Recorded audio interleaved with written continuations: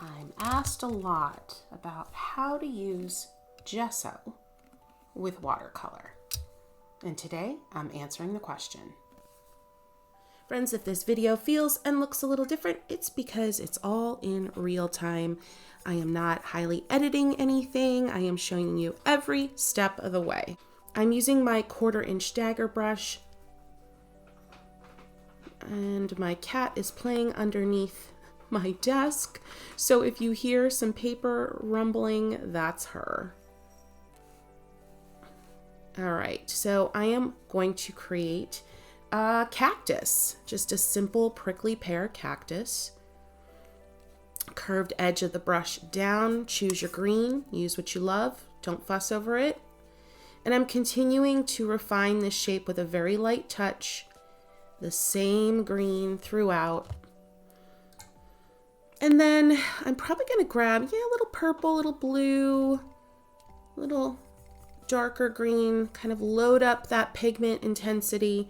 And then I'm gonna dab and drag along some of the edges, not all. I don't want this to look outlined. I'm gonna rinse.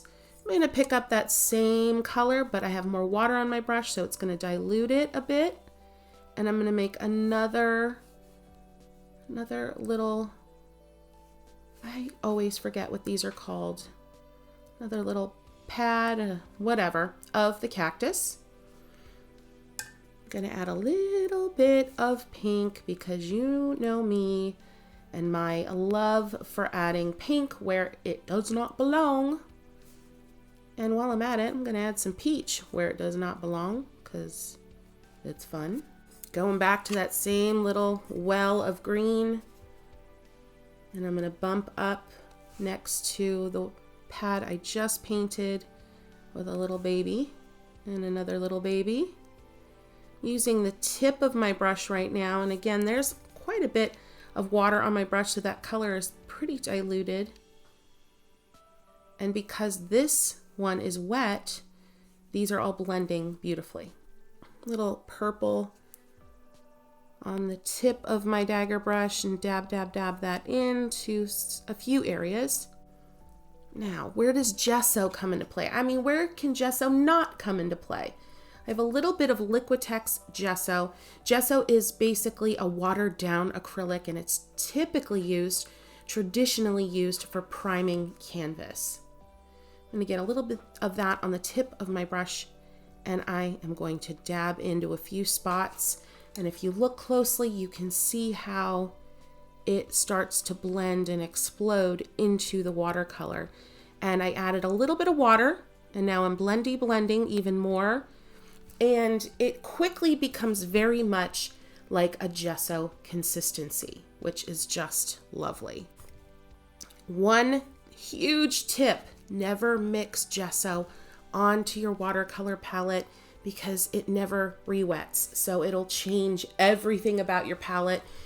You'll have to peel it off after it's dry. It's a whole mess. So just keep the gesso far away from the watercolor palette. If you want to mix, use an old plate, something like that, and you'll be golden. All right, I want to get a really saturated dark green here. So I'm dipping into my green, my purple, my blue.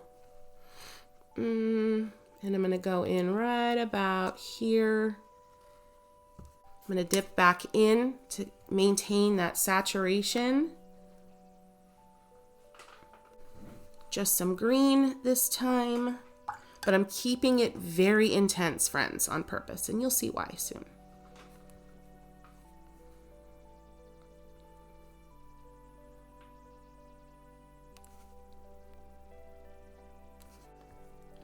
Dip into the gesso, and OMG, I'm making those little dots where the little spikes will eventually come out of, right into the wet paint, friends. Make sure your little dot of gesso is thick.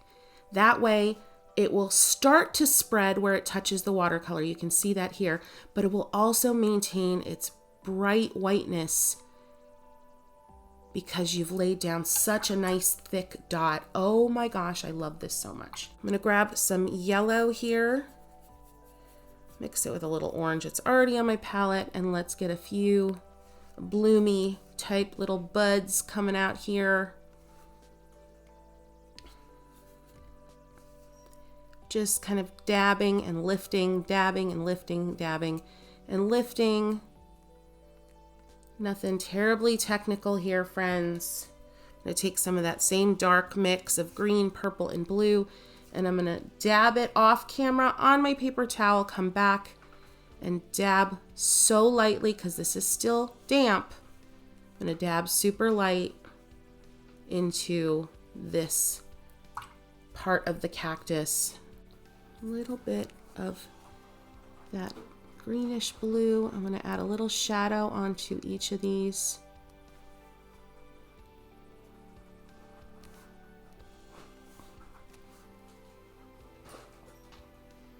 My cat is just full of mischief under my painting table. A little shadow down here. This is still very wet, so I'm approaching it knowing full well that I'm going in to a damp area. So this is wet on damp. If you want to know more about wet on damp, juicy on damp, all the things, I have a video linked below for you. It's a must watch. A little too much white space there, so I'm going to fill that in a bit. And a little bit of fluorescent yellow there to separate these two. My cat is coming in for a cameo, so let's see if she actually makes an appearance. Get going. Don't drink. No, don't drink my paint water. It's not good for you. No, no. Oh, you silly girl.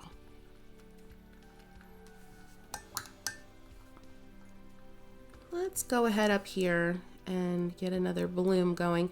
Friends, this is an imaginary cactus. Don't come at me for my color choices, all right?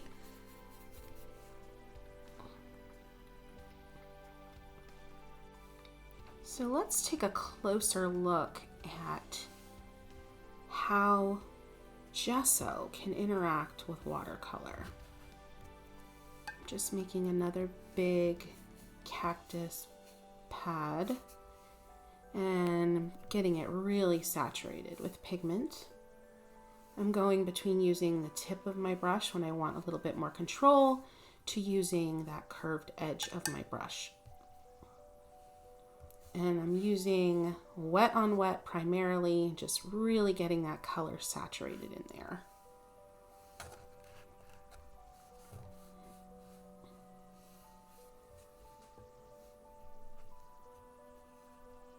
Build and build and build that color. This isn't the only way to use gesso and watercolor. Obviously, we don't have to go onto watercolor with light gesso, onto dark watercolor, that is.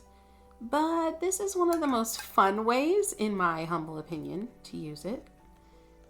And friends, I'll tell you, for me, on the day-to-day, I don't use gouache. I don't feel like I have to, because for me, I can have the best of both worlds just by introducing gesso into traditional watercolor. All right, here we go. Now this is really wet, so let's see how it does. And you can see, look at that. It is so cool. You make a little dot and that gesso disperses and kind of resists the watercolor. So you get an automatic highlight. But then where the texture of the gesso stays and kind of maintains its body, the paint maintains its body and therefore maintains its shape of that dot. Just incredible. I love this so much. Isn't that gorgeous? Gorgeous, gorgeous. Now we'll just play a bit. Different colors. That beautiful pink. This bright, bright, bright fuchsia. And then let's get some gesso. Let's just go right underneath. And look at that. See how it resists and it pushes the pigment around? I love that. Think about how you could use this for highlights, Rinsing my brush off camera, blendy blend, rinse again, blendy blend. And you might wonder, well, why wouldn't I just use gouache?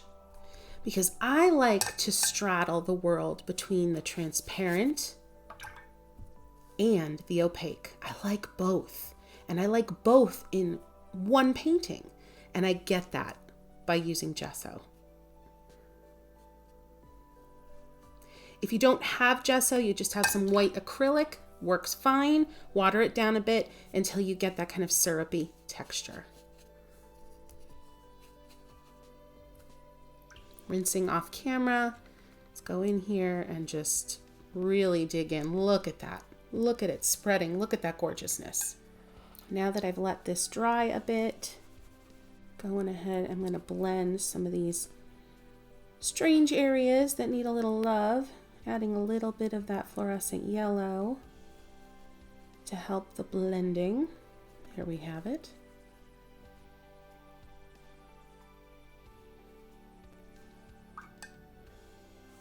I want to put a little bit of it up in here as well. Now you can go over those gesso moments and they will take on a bit of color. Like that. I'm going to go ahead in here and add some of the dots. Not going to overdo it. Too much of a good thing, right? A little bit more in the blooms here. I'm going pretty heavy, so this kind of looks opaque a little bit, but that's fun. Going right over top of my fluorescent yellow there from before. Everything's nice and dry. I want a little bit more of a highlight in here, so I'm going to add some gesso and then blend it around and use the tip of my brush to shape. Look at that nice crisp edge I got just by adding a little bit of gesso and blending it around and in. Going to continue that to build up the opacity there. Gorgeous. Love how this painting goes back and forth between transparent and opaque, light and heavy. So fun.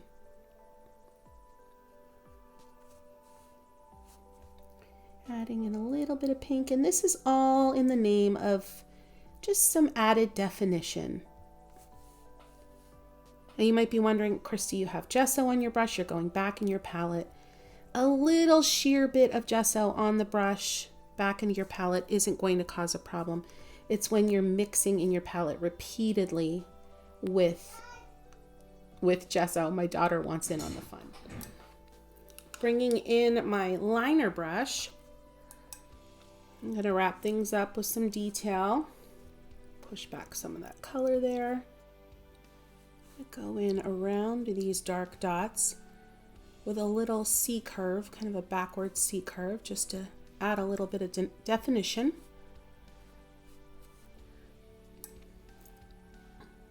While my brush is still dirty with that bluish purple, I'm going to load up with gesso and add a few more dots over here.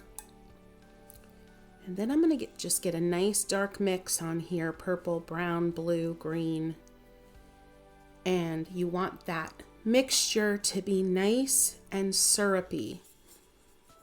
About a 60-40 ratio on your brush of water to pigment. And you're going to be able to get that nice glide with your liner. And we're going to add some of those, the little pricklies that make a prickly pear. So prickly.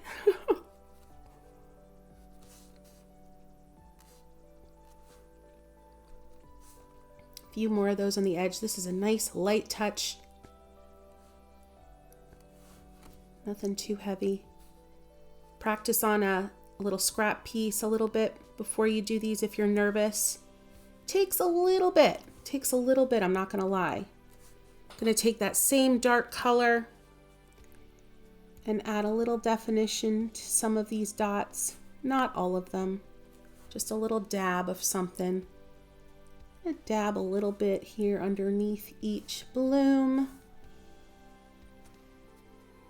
Now I'm gonna mix a green that's not quite as dark. I'm going to go in over here. Same thing. A few little pricklies. And here as well. These are what really, really brings the cactus to life, in my opinion.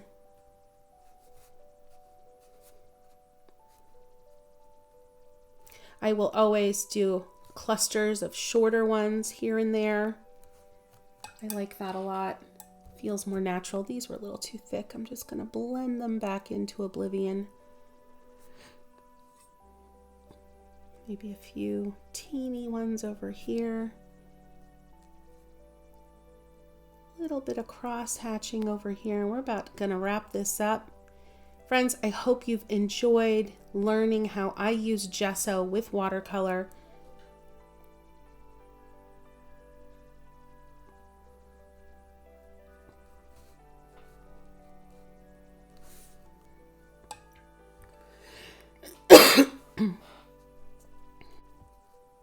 Just going to wrap up with a few linear details in these flowers.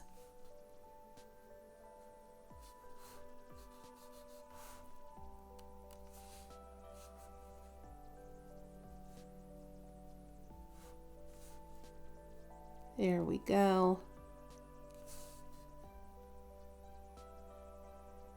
So I think I've proven that we don't necessarily need to own gouache, just a little bit of acrylic or gesso if you have it, and you'll be in good shape to continue to explore other mediums in your art journey. Friends, this has been so fun. Go grab your brushes, get on it, have fun with this. And if you want to know some other weird supplies that I tend to use with watercolor, you're going to want to watch this one next.